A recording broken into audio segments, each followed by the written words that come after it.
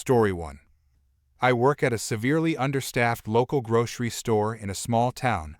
I'm one of only 2 cashiers over the age of 18, which automatically makes me the closing shift supervisor, meaning I'm responsible for locking the doors, counting the tills, and other tasks.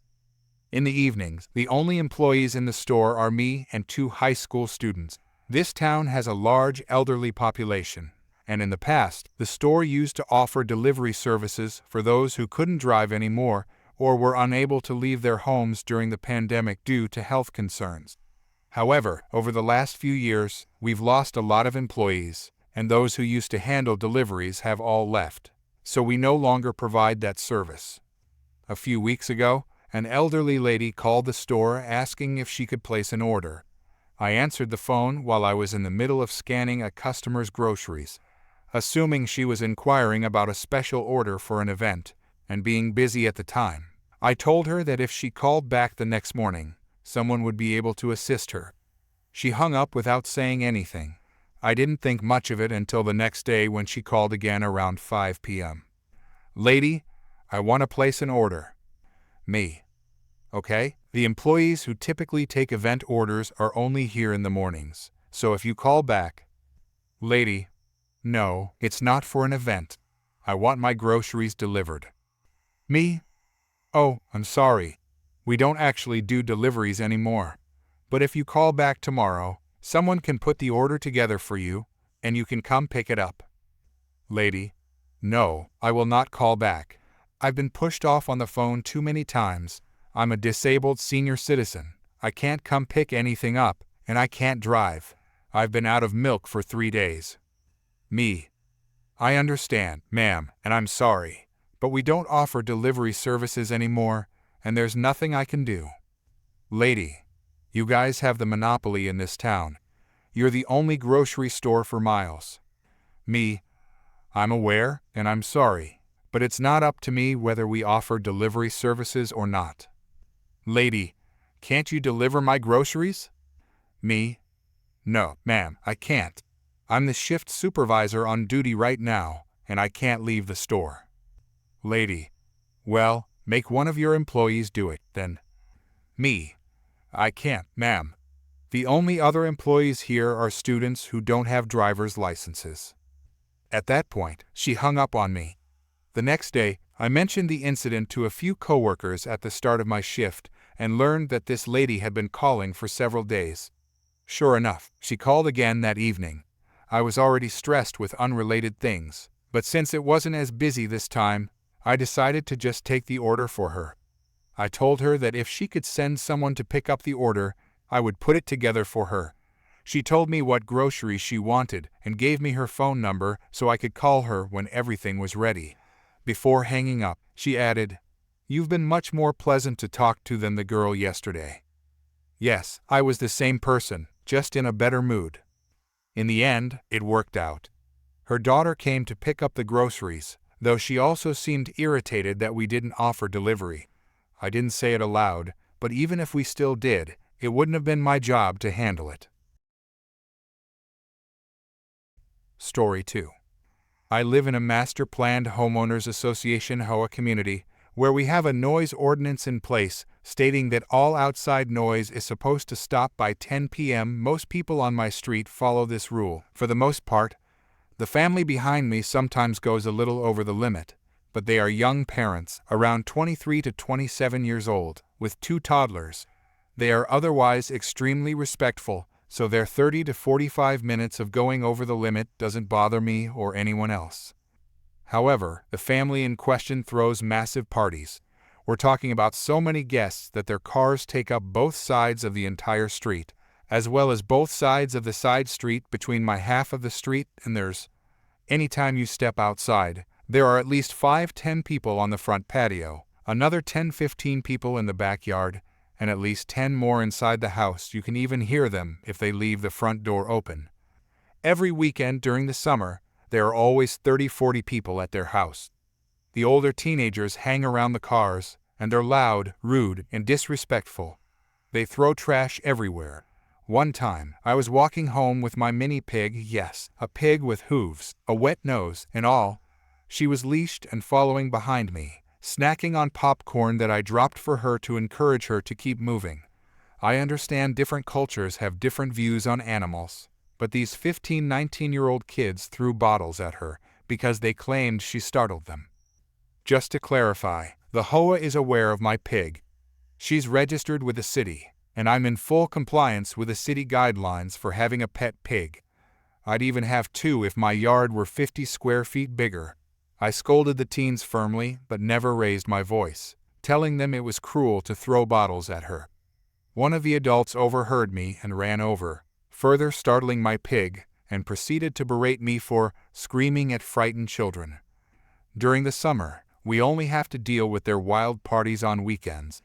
But as soon as football season starts, there's a party every night there's a game on. It's driving me absolutely crazy.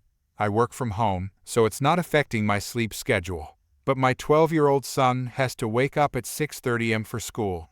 When the neighbors party until 3 a.m., 3 houses down, it sounds like they're right in our backyard, and it's severely affecting his sleep.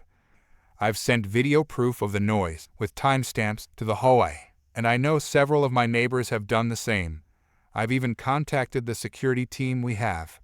Personally, I've submitted no less than 30 complaints, and nothing has changed. Last Sunday, things escalated further. I was walking my pig again. We live in the desert, so it's too hot during the day to walk her. She could literally split a hoof and not be able to walk for days due to the pain, and an immobile pig is an unhealthy pig. The adults started making all kinds of loud, animalistic noises, which freaked out my pig. I had to risk walking her the long way around to our house just to avoid their home. Thankfully, it was cool enough for her feet to be okay. I understand that we both own our homes, and that this can be part of home ownership. However, this feels excessive and completely unnecessary. I don't know what to do anymore. I didn't take her for her walk last night because of Monday Night Football. She was so sad that she didn't get to go for her walk. She just sat by the gate and whined. She honks like a goose when she's upset. I take her for a walk every night, and we don't cause any problems. She's no different than anyone else walking their dog on a leash. In fact, I pick up after her, unlike many dog owners. Now, I feel like this house full of rude people is dictating what I do with my life and pets because of their inconsiderate behavior. The Hoa has been wonderful with handling all other complaints, approvals, and anything else we've needed from them. So, I don't understand why this issue is being completely ignored. Story 3. Many years ago, I was living in a beautiful sunny southern state. I had a cute little house that was completely fenced in, 5 fence in front, 8 fence on the sides, and a 10 chain link fence in the back. I'm fortunate enough to work from home. My office was my patio unless it was raining. My dog, Sari German Shepherd Rottweiler mix, kept me company. At a year old, she was a big girl at 120 pounds. She was generally very sweet and kind but protective. She was well trained, but also had a knack for disappearing to play with her animal friends, so I kept her on a chain too if we were outside. High school kids in the area had the tendency to use the alleyway behind my house to get to and from school. Most would stop and say hi to Sari and give her attention. She loved it. I honestly didn't mind. One day, I noticed that any time Sari was alone outside, some kids would rattle the back fence, throw things at it, then scream and yell at Sari. The kids would run off before I could see who they were. In case things got worse, I bought some security cameras and brought Sari with me anytime I went inside when the kids would be around. One day, I had to grab some work in the house and left Sari outside, just for a moment. From inside, I heard the fence rattle and then Sari yelp in pain. I rushed outside just in time to see a kid try to throw a rock at Sari, along with some other kids. I was pissed. As I rushed over to Sari, I calmly asked them, "Did it ever occur to you to wonder why I keep my dog chained in a fenced yard?" Then I unhooked her. Sari ran at my back fence and climbed over it. The kids started running down the alley with Sari right behind them, barking away. I let her go about 1/2 block, then whistled for her. She came trotting back all happy as can be. I checked her over and gave her a treat. She was fine. A couple of hours later, one of the kids came back with his mother Ep. Ep screaming, "You witch! You had your dog attack my son. He was only having a fun time. He's just a boy." The kid was at least 16 yo. "You scared him. It was just a joke. You had no right to do that. I'm calling the police and having that dog shot. Blah, blah, blah." I literally couldn't get a word in.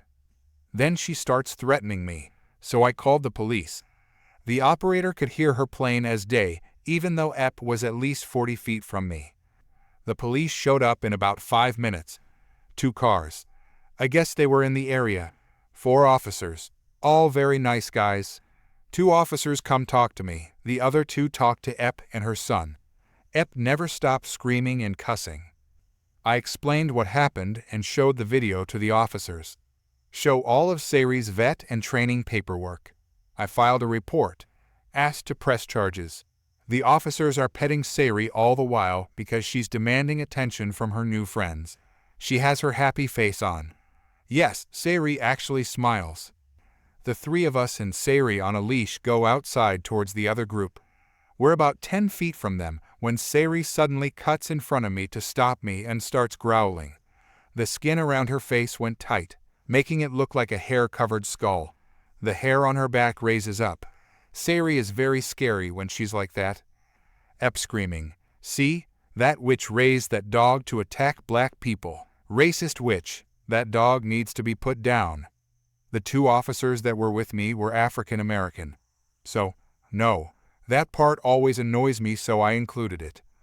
I called back one of the officers that I had been talking to. He didn't want to come too close as Sari is showing large teeth. So I moved back towards my house. As quietly as I could, I told the officer that either Ep or kid were carrying a gun. That's why Sari started getting protective. It had happened several times before. I guess to be on the side of caution, or to shut me up, he decided to search the Ep and kid. Ep had an unregistered gun. Kid had a 6 switchblade, not legal in that state. So, in addition to a charge of animal cruelty, they got nailed for carrying a concealed weapon, being in possession of a firearm while on probation, resisting arrest, and a couple of other charges. Ep never stopped screaming the entire time this happened and while being driven away. I don't think that's how Ep or kid expected to end the day, but I enjoyed it. Even better, I never saw her or her kid again, and the kids stopped harassing Sari. Story 4. Ever since the bus ride, I stopped using my mobile phone and gave it to my brother. Until then, I had been spending time studying and playing with my toy cars. My collection was mainly focused on Lamborghinis, and I had some great pieces of these in my closet. It was my big brother's birthday, so everyone from his class, along with their families, came to the party. I locked my room because of my computer and notes lying around, which made a mess on my bed. Moreover, my cars were on the rack with a small glass door opening. I then forgot that my big brother, Raghavan, actually kept his camera in my room, so I had to unlock it again to get it. My bad, I forgot to lock it. Dinner arrived, featuring some spicy food and snacks. While the fathers were gulping down cranberry juice, the kids were outside talking and playing. But then I realized I forgot to lock the door, so I went back and saw that it was open. The rack door was also ajar, and one of my favorite Lamborghinis was missing. Luckily, it was not the Vision GT, but it was a Scion FKP. Still, I was worried, so I went outside, locked the door, and left my room. Guess where it was? On the dining table in front of the relatives. I had no idea how it got there, so I took it and returned to my room. This time, I noticed 2 kids who lived in the nearby apartment. One of them was very friendly to my mother and helped her with household chores, while the other was her older sister, who always involved herself in other people's business and made a fuss over everything. She feared nothing except her husband. The women were in the kitchen, so I was able to interact with these 2 troublemakers. You might realize what they did next and why I call them troublemakers. "Hey, open the door," one of them shouted. "I can't.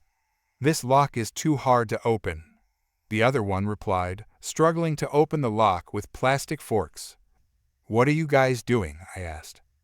"We actually want to get inside this room. There are a lot of cars in the glass rack," one of them explained. "Yeah, they look so good. My parents won't buy me one because they're expensive," the other chimed in. These kids each owned a Samsung Galaxy Tab A, and their parents owned a BMW X3. At that moment, I knew that if I opened the door, I would lose even more, so I snuck the sign behind my back and was about to escape out when I bumped into the big adult male relative. "Watch where you're going," he exclaimed. "Oops, sorry," I replied. The older kid saw the car and shouted, "There it is. Give me that car. I was looking for it everywhere." "No, I won't let anyone have this. I kept it in my room rack, so no one except me could have it. You opened my room without permission and took this car," I argued. "Hey, lower your voice. You better hand them their car, or you will get a slap from me," the adult male threatened. "What? Try it," I retorted. At that moment, the only way to escape was to go to the roof of the building and come back when it was clear, so I did just that. After 10 minutes, I saw that no one was around.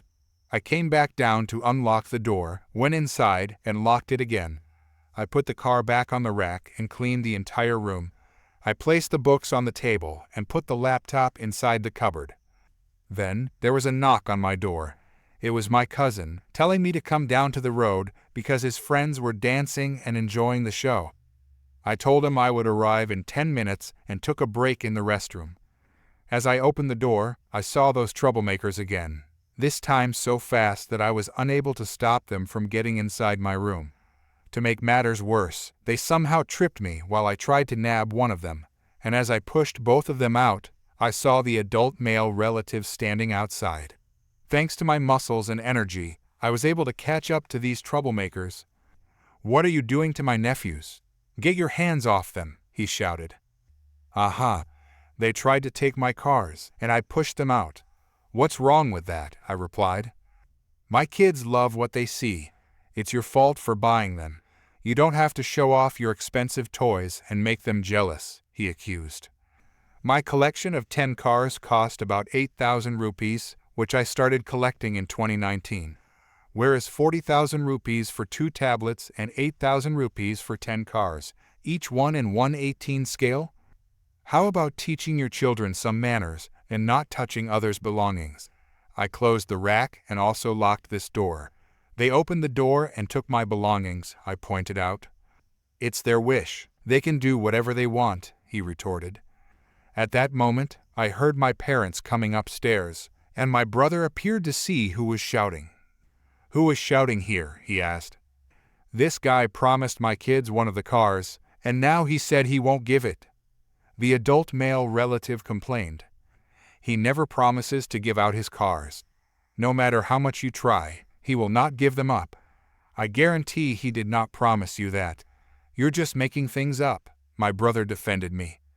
The adult male relative tried to say something, but at that exact moment, I saw one of the kids holding my V12 Vision GT. Before I could do anything, I saw the adult male relative push my brother and grab the car, trying to run away. I chased after him up the stairs without stopping. It was at this moment I saw his husband, and the adult male relative, acting like the victim, went behind him. "This guy promised us that car and now wants it back," the adult male relative claimed. "You took it from me without permission. I told you not to take it. Plus, being so wealthy, why can't you afford it?" I asked. "Why are you creating a fuss over a small car, sir?" "It's his, so give it to him," the husband said. "No, I will not. He promised me," the adult male relative argued. "I promised nothing," I interrupted. "Give it to him now, or else," the husband commanded. The next 2 incidents are something I will never forget. The adult male relative threw that car flat on the ground, and I watched in horror as the wheels popped off. Too late to catch it, I fell to the ground and saw that the body was broken, causing me immense sadness. I started to cry for it. It was the last gift my grandfather gave me before his death 5 weeks ago. "You deserve that," the adult male relative sneered. The husband shouted at her, "Shut up. This is where you shut up and stop your nonsense right now, or so help me, I will divorce you." As I heard the commotion, I looked up and saw the red eyes on the adult male relative's face. She frowned in embarrassment. The husband looked at the car and saw the major damage. With the fighter jet-like door and rear attachments broken and a wheel shattered, he told me that he would buy me the same car. I felt okay but still sad because it wasn't the one my grandpa gave me. Salute to the old patriot. He was remembered by many people in various ways. I kept that car as a remembrance of my grandfather. Until that day, I hugged and slept with that toy car every night, feeling as though Grandpa was sleeping next to me. My dad was also upset because he shared the same feelings. He brought me a keyring featuring a photo of my family and him inside a clock-shaped ring. My father consoled me as I placed the wrecked car inside its case. This morning, I received a new car because the husband bought it for me. Although it wasn't the same color, I thanked him for the gift. The adult male relative was badly humiliated by her family for such intolerable behavior, and the other two kids apologized to me. To be fair, they stopped playing those games and went outside to cycle after many days. I tried to sleep or study during the night with the new car near me, but I couldn't sleep properly or study effectively. I am only hoping to fix the original car after I complete my final examinations, which are in 1 month. The wheels and windows have been repaired. Only the doors need fixing. Story 5. I debated sharing this last story after the whole ordeal with my mother-in-law and ex-wife, but I've mentioned it so many times before that I may as well tell it. This will probably be my last post here. I know it seems like I've dealt with a lot of difficult people in my life. I suppose I was just a magnet for them.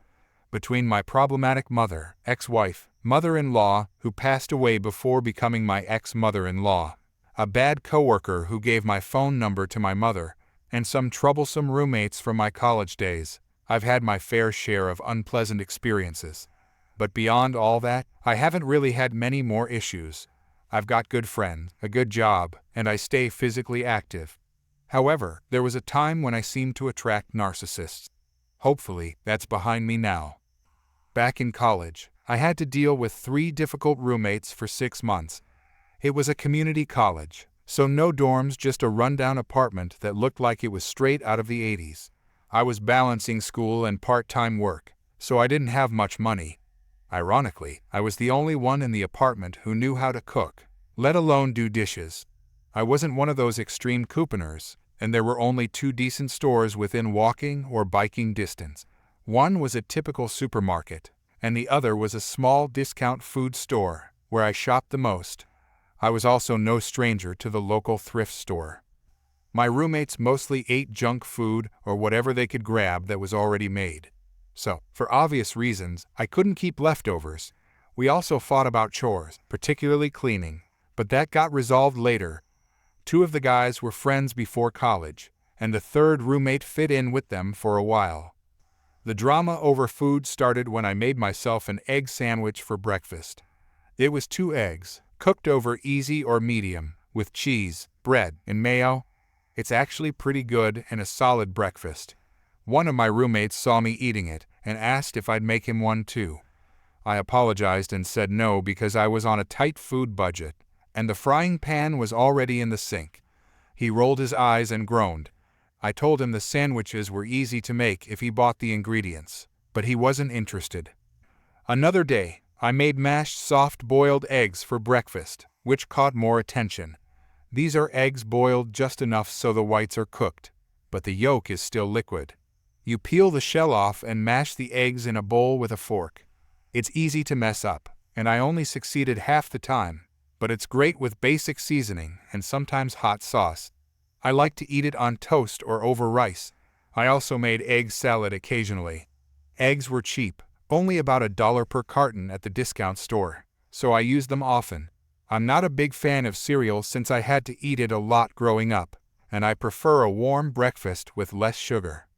No matter how much I told my roommates they could cook their own food, even offering to show them how, they kept complaining that I made food they weren't allowed to eat. They wanted to eat good food at home, but were completely unwilling to put in any effort. Despite being better off financially than me, with the latest gaming consoles and new laptops, one even had a car, I was the only one cooking. I had an old N64 and a CRT TV that were pity gifts from friends, a GameCube I'd splurged on, and a second-hand laptop. My roommates spent most of their time gaming, watching videos online, and being couch potatoes when they weren't in class. I think they thought I'd be a pushover, but I'm the type of person who seems relaxed until you push me too far. And they did that by stealing my game systems and food. Here's what happened. One evening, I made a nice dinner for myself, probably tilapia fillets, which I ate a lot, even making them into spicy fish burgers. My roommates ganged up on me, complaining that their dinners were always terrible unless they ate out. They wanted me to finally cook something good for everyone. I told them that if they each chipped in $5, I'd make us all a nice spaghetti dinner the next day. They agreed, and my biggest mistake was not collecting the money in advance. I bought ground beef, a jar of sauce, a loaf of garlic bread, noodles, and canned green beans for a side. I whipped up a great dinner, but when I asked for the money, they laughed and refused. They played it off as a joke, and when I didn't accept that, they accused me of flaunting my cooking and never sharing it. I was furious, gave them a rude gesture, and told them I'd never cook for them again. I stuck to that. They tried several more times to get me to cook, even offering to pay, but they still refused to pay for the first meal. I didn't trust them and refused every time. They started acting like kids whose parents wouldn't feed them, and were angry when I called them out. I wasn't their caretaker, and I had no idea what kind of homes they came from, but they certainly weren't used to not getting their way. One day, I came home from work to find all my food missing from the fridge and cupboards, and none of my roommates were home. I was furious, but had no one to confront. So, I tried to unwind by playing video games, only to discover my consoles were missing too. I was livid. I went to a neighbor down the hall who had sold me the GameCube and asked for advice. He had an idea and offered to record my roommates when I confronted them if I paid him $20. I didn't have much choice, so I agreed. When my roommates came back, they were smug until they realized their gaming consoles and laptops were missing. They threatened me, but I stood my ground and demanded my stuff back, or I'd never tell them where theirs was. They admitted they had thrown my food in the dumpster earlier and hid my game systems in the building before leaving for a party. They tried to pass it off as a joke, blaming it on drinking, but I wasn't buying it. One of them looked ready to hit me, but I directed their attention to the window, where our neighbor was recording everything. He gave me a thumbs up and took off down the fire escape before my roommates could react. I told them they had been recorded admitting to theft, bullying, and underage drinking since we were all under 21. I threatened to take the video to the dean if they didn't make things right, reminding them that a few girls had been expelled the previous year for bullying, and drinking underage was a serious offense. Their faces drained of color, and I demanded my stuff back, plus reimbursement for the food. They scrambled outside and returned with my game systems and food from the dumpster, expecting me to accept it. I refused to touch the food, saying I wanted cash instead. They had also broken my TV while hiding it, so I demanded compensation for that too. They finally asked what I wanted. I told them I wanted a new TV and $60 from each of them, $50 to replace my food, $5 for the spaghetti dinner, and the rest to cover the neighbor's recording. Reluctantly, they paid up. They had bragged about having parents and scholarships paying their bills, so they had the cash. After getting the money, I told them where their stuff was hidden, ironically, in their own suitcases in the closet. They were furious when they realized their things had been right there the whole time. After that, they avoided me as much as possible. Eventually, they started getting on each other's nerves, especially since I had ruined their fun. They never brought alcohol into the apartment again, fearing I'd report them. When the lease renewal came up, 2 of the roommates moved out, and the 3rd stayed. The one who stayed actually made some personal improvements and warned the new roommates not to mess with me. One of the new guys became a good friend. He liked cooking and Nintendo, and we bonded over that. He's still my best friend today, and we even took up cycling together after I separated from my ex-wife. He's been more supportive than anyone in my life, including my family. That's the story. And if you're curious, yes, my roommates were furious that their stuff had been hidden in plain sight. Story 6. So, this is an old incident from when I was 14 or so. Just a background, I lived in a colony that consisted of rows of buildings consisting of 4 little 2 BHK apartments. Not that big as you think. The whole community was of lower middle class, but good, happy and helpful people. The rows of buildings were in a triangle with a triangular park, just a patch of dirt, not the ones with trees and flowers. Now, the story. I used to play with some of my friends outside the houses when the older kids would be using the park for their cricket matches. Though we had space for our cricket and soccer matches, we still avoided the park as they used lather balls, and the boundary walls of the park made us feel secure. One evening we were playing near a vertex outside my friend's house. A family had just moved into the apartment over my friend's and had 2 kids, like 8-10 years old. Since we weren't actually playing any sports, but our makeshift games, we let them join our game of running around and catching each other.